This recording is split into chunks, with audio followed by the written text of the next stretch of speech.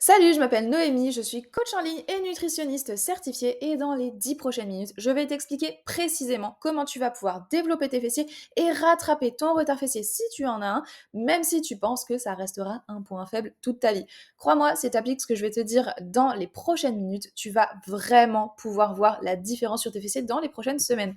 C'est quelque chose que j'ai appliqué à mes élèves et à moi aussi parce que j'avais pas énormément de fessiers quand j'ai commencé la musculation et pourtant avec une bonne sélection d'exercices et simplement une bonne stratégie, tu vas pouvoir développer tes fessiers. Ma stratégie, elle repose sur 7 piliers, donc reste bien jusqu'à la fin. Chaque pilier compte et s'il t'en manque un, c'est peut-être pour ça que tu n'arrives pas à développer tes fessiers et que tu stagnes. La première chose à faire, c'est de se pencher sur la technique et de se demander à quoi servent les fessiers. C'est très important parce que quand on sait ce qui est censé bouger et ce qui n'est pas censé bouger, ça nous permet de vraiment pouvoir les travailler. Les fessiers, déjà il y a trois fessiers et ils servent majoritairement à l'extension de la hanche. L'extension de la hanche, c'est quand on fléchit les hanches et qu'on va les ramener pour se mettre en position verticale, en tout cas se mettre droit.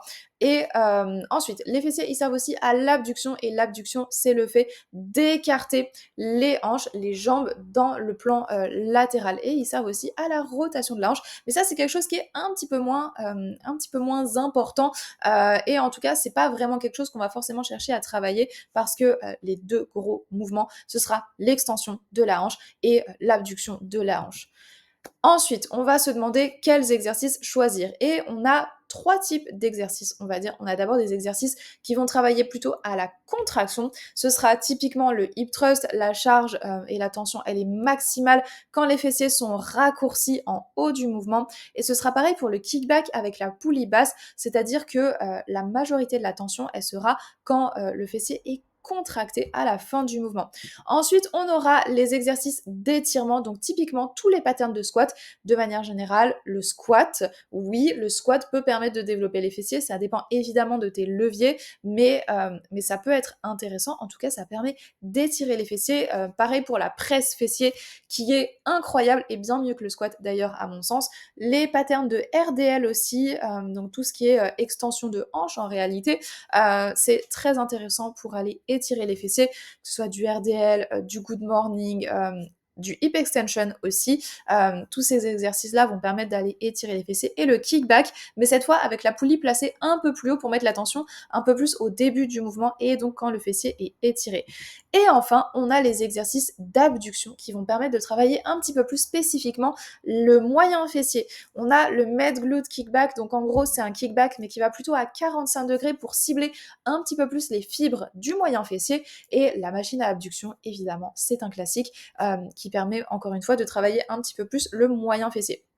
Maintenant qu'on a globalement notre sélection d'exercices, on va se demander dans quel ordre on va devoir placer ces exercices dans notre séance. Et la première chose, c'est que si tu veux vraiment développer tes fessiers, si c'est un point faible, il va falloir prioriser dans ta séance les exercices fessiers et commencer par ces exercices-là. Et si c'est vraiment un point faible, ça peut être intéressant aussi de commencer par faire de l'isolation. Ça paraît un peu contre-intuitif parce qu'on a tendance à entendre qu'il faut placer les gros exercices polyarticulaires en début de séance. Et oui, c'est vrai. Mais par contre, quand on a vraiment un point faible fessier, on essaye en fait de les recruter au maximum quand on a encore un maximum d'énergie. Donc de manière générale, place quand même les exercices polyarticulaires, les grosses presses, les gros hip thrusts en début de séance. Mais si vraiment tu as un gros point faible, ça peut être vraiment intéressant de placer un petit kickback en premier, simplement pour mettre un maximum d'énergie pour recruter uniquement tes fessiers. Et ensuite, on va essayer de mettre d'abord les exercices qui vont contracter les fessiers, typiquement un hip thrust, et ensuite placer les exercices qui vont aller les étirer. Simplement parce qu'en fait, on est beaucoup plus faible à la contraction quand le muscle est raccourci, donc on va fatiguer plus vite dans ces positions et le fait d'enchaîner avec des exercices un petit peu plus étirés, ça permet de maximiser en fait l'énergie qu'on a et de continuer de travailler les fessiers même si on n'a plus d'énergie sur les exercices de contraction. Et très important aussi d'intégrer de l'unilatéral. Des fentes bulgares, c'est aussi un pattern de squat. Des step-up, c'est aussi un pattern de squat. Et évidemment, les kickbacks qui sont très intéressants, mais les fentes de manière générale, c'est en fait un pattern de squat en unilatéral. Ensuite, on va se demander combien de séries.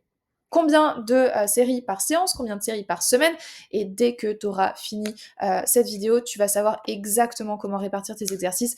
L'idée, c'est qu'on veut 3 à 4 exercices par séance, en essayant de varier contraction, étirement, unilatéral, isolation, etc. Et on va essayer de mettre 6 à 8 séries par séance, simplement parce qu'au bout de 8 séries, en fait, on commence à fatiguer, les fessiers commencent à fatiguer et on est moins productif sur nos séries, donc c'est un petit peu moins intéressant de continuer et de mettre 56 exercices et 56 séries pour les fessiers, même si on veut vraiment les développer. Et ensuite, l'idée, ça va être d'avoir au moins 12 à 14 séries par semaine.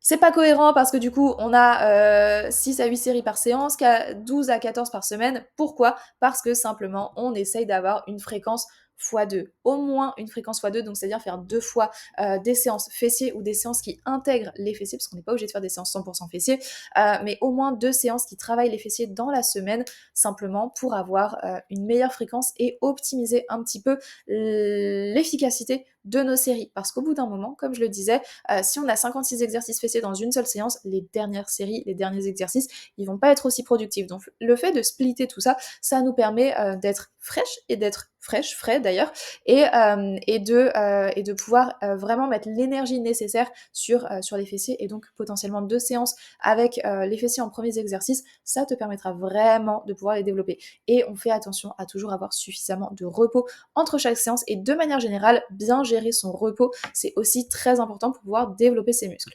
Ensuite, on va se demander quelle charge il faut mettre. Est-ce qu'il faut mettre lourd? Est-ce qu'il faut mettre léger? Qu'est-ce qui fonctionne le mieux? Les séries longues, les séries courtes? Et en réalité, tout fonctionne.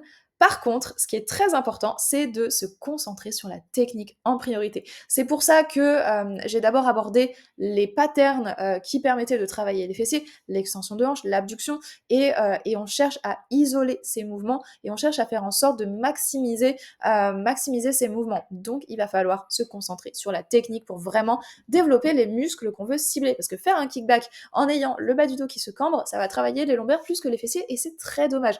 Donc c'est pour ça que c'est aussi très important de se filmer. Et ensuite, il va falloir varier les fourchettes de répétition. Varier les fourchettes de répétition, ça permet de mettre des charges un peu plus lourdes, des charges un peu plus légères, et d'avoir un stimulus qui est sur plein de plans différents pour, encore une fois, optimiser le développement des fessiers. Et le dernier point, le point le plus important, c'est l'intensité. Si tu ne t'entraînes pas proche de l'échec, ça ne veut pas dire s'entraîner toujours à l'échec et toujours finir sous ses barres. C'est pas forcément le cas, parce que du coup ça entraîne énormément de fatigue, mais par contre s'entraîner toujours avec de l'intensité et proche de l'échec, ne pas se concentrer sur la brûlure, parce qu'il y a des exercices, typiquement le kickback, ça brûle assez vite, la machine à abduction, ça brûle assez vite, mais par contre ça veut pas dire qu'on est proche de l'échec. Donc vraiment ne pas se fier à la brûlure, à la sensation. Les exercices de contraction vont vraiment amener une sensation de brûlure, sauf que ça veut pas dire que les fessiers vont se développer. Ce qui va faire que tes fessiers vont se développer, c'est avoir une bonne technique, une proximité à l'échec, et appliquer une surcharge progressive.